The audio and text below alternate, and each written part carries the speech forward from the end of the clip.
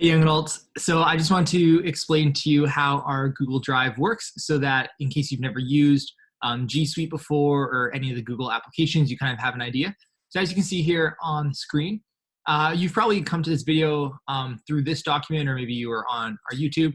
But I really recommend that you take a look through this document if it's your first time kind of hopping on. It just explains kind of why we use Google Suite, how to set it up, some guidelines to make sure that we're all using it effectively. And then I just want to show you quickly here. If you look at our suite, you can see that we've got kind of two main folders. The first one's for our teams, the other one's for our group leaders. So if you're a part of a team, we've got different folders here for your team, and your team lead primarily will probably be using this, but depending on your team, you might have a bit more collaboration inside of these and have documents and have spreadsheets and things that you're using to plan and to organize. And if you're a group leader, if you're part of a group, we've got kind of four main folders in this one for you. Within the group folder, this is where you can store stuff for your group. This is where I would recommend you as leaders collaborate together, where you do scheduling, planning. If you do like a meeting and you want to take notes, keep it in here. This is meant to be your place as leaders to keep track of stuff. And it's really important that, as I say in this document, it's really important that you all are using the Google apps for this. I know some leaders have been using Word documents or like Excel spreadsheets or like other things.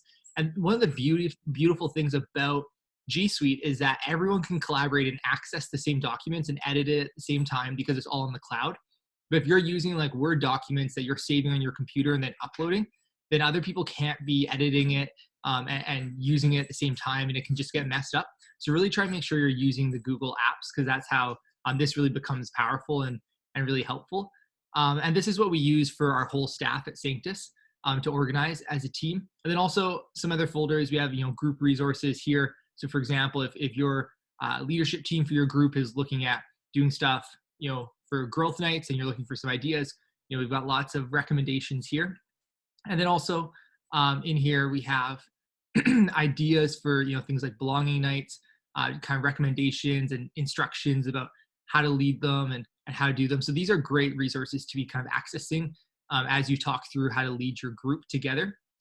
And then if we go back to the folders, some of the other good ones in here, there's a lead track one. So basically anything that's been covered in the lead track, the PowerPoint slides are here. And then just, again, more recommendations, tips, helpful documents to think things through.